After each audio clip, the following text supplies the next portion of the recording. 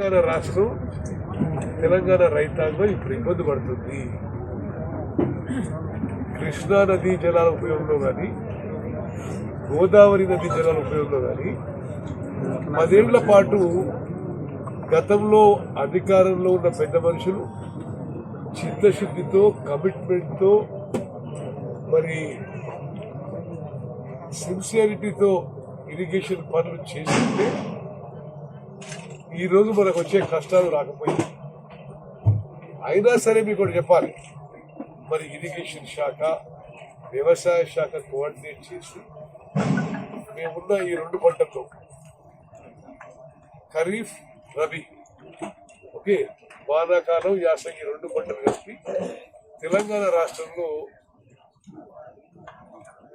281 లక్షల మెట్రిక్ టన్నుల వరి ధాన్యం పండించారు. అఫీషియల్ గా భారత ప్రభుత్వం కేంద్ర ప్రభుత్వం Telangana is number 1 paddy producing state in the country అని వాళ్ళు ప్రకటన కూడా చేశారు. ఓకే, ఇది తెలంగాణ 10 ఏళ్ళు వాళ్ళు ఉన్నప్పుడు కాలే, ఉమ్మడి ఆంధ్రప్రదేశ్ లో కూడా కాలే. ఉమ్మడి ఆంధ్రప్రదేశ్ లో 23 జిల్లాల కంటే ఎక్కువ, గత 10 ఏళ్లలో బీఆర్ఎస్ ప్రభుత్వం కంటే ఎక్కువ ఈ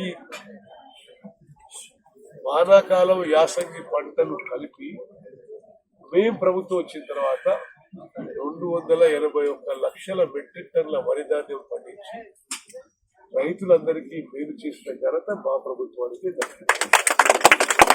అదేవిధంగా నిన్న మొన్న మీరు చూసినారు 9,000 కోట్ల రూపాయలు రైతులకి నేరుగా వారి అకౌంట్ లో రైతు భరోసా కింద కూడా ఇవ్వడం జరిగింది. 12,000 ఎకరాల చొప్పున ప్రతి పంటకి 6,000 ఎకరాల చొప్పున మా ప్రభుత్వం జమ చేసిన విషయం కూడా మీరు అందరూ గమనించారు. ఇప్పుడు కృష్ణా గోదావరి నదీ జలాల విషయానికి వస్తే అసలు గోదావరి నదీ జలాల్లో అసలు ఈ బనకచర్ల వివాదం ఈ ప్రసక్తే ఉండకపోయేది. గతంలో గోదావరి నదిపై ఉన్న అన్ని ప్రాజెక్టులని టిఆర్ఎస్ ప్రభుత్వం పూర్తి చేసి ఉంటే, దేవాదుల పూర్తి చేసి ఉంటే, సీతారామ ప్రాజెక్టు పూర్తి చేసి ఉంటే, సీతమ్మ సాగర్ బ్యారేజ్ పూర్తి చేసి ఉంటే, సమ్మక్కసార నుంచి ఆయకట్టుకి ఇచ్చి ఉంటే,